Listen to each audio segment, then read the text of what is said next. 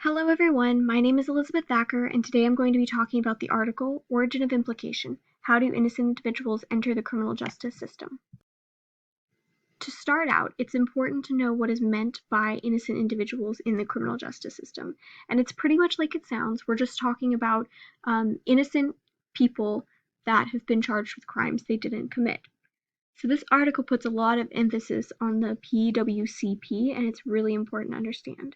It stands for Preventing Wrongful Convictions Project, and that is a multi-year study that was funded by the National Institute of Justice. And in this article, that data set from the PWCP is used to examine cases and defendants' characteristics that predict how an innocent defendant might become a suspect in the first place. This article found that investigators were identifying suspects in 8 primary ways, and we're going to talk about those a little more in depth later, but it's just important to note that there were 8 specific methods in which investigators were finding their suspects. These 8 methods that investigators were identifying suspects help to show us how tunnel vision has happened and how police have kind of zeroed in on defendants that are innocent in the first place and always were innocent. The next thing that I'm going to talk about is the origin of implication. So the origin of implication is a term that was created to describe how suspicion is cast on a person in the first place. So how police officers might come to see a certain person as a suspect and decide that they're the suspect and they're the one that's committed this crime. That's what origin of implication is going to be referring to throughout this article.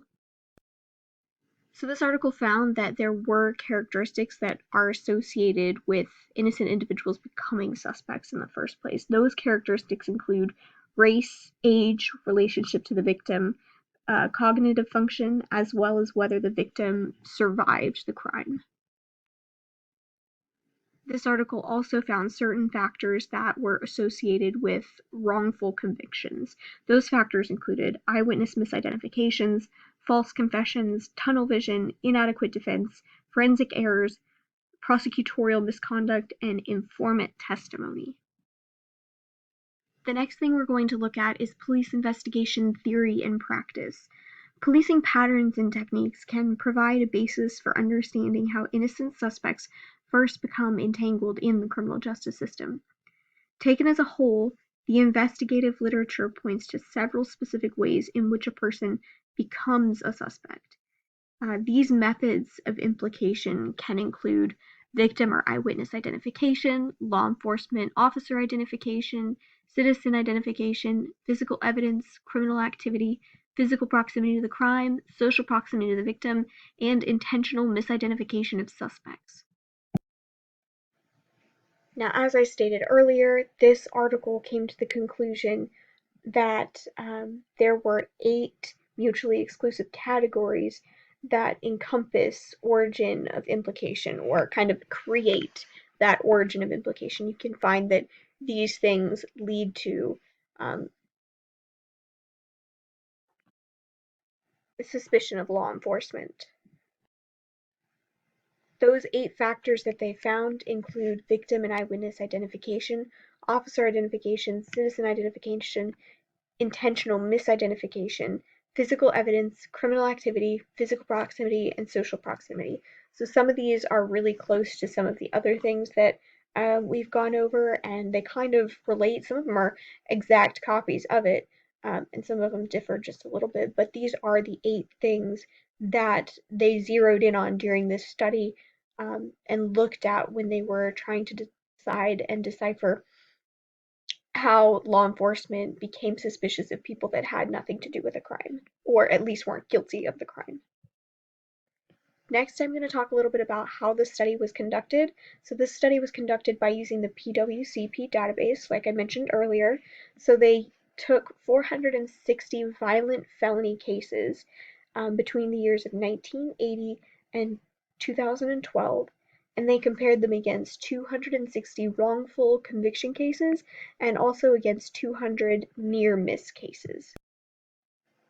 Just to explain that a little further, a wrongful conviction case is going to be a case in which the defendant was exonerated based on factual innocence, and a near miss case is going to be a case in which a defendant was acquitted at trial or had the charges dismissed based on factual innocence.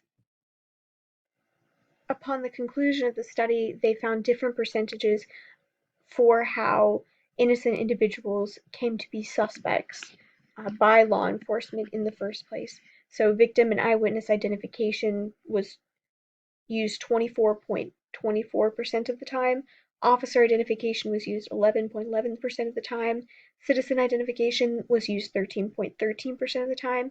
Intentional misidentification was used 21.74% of the time. Physical evidence was used 7.32% of the time. Criminal activity was used 6.31% of the time.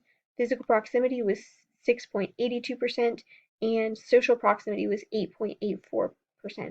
Again, those are the percentages in what was used to find or to suspect an innocent suspect in the first place.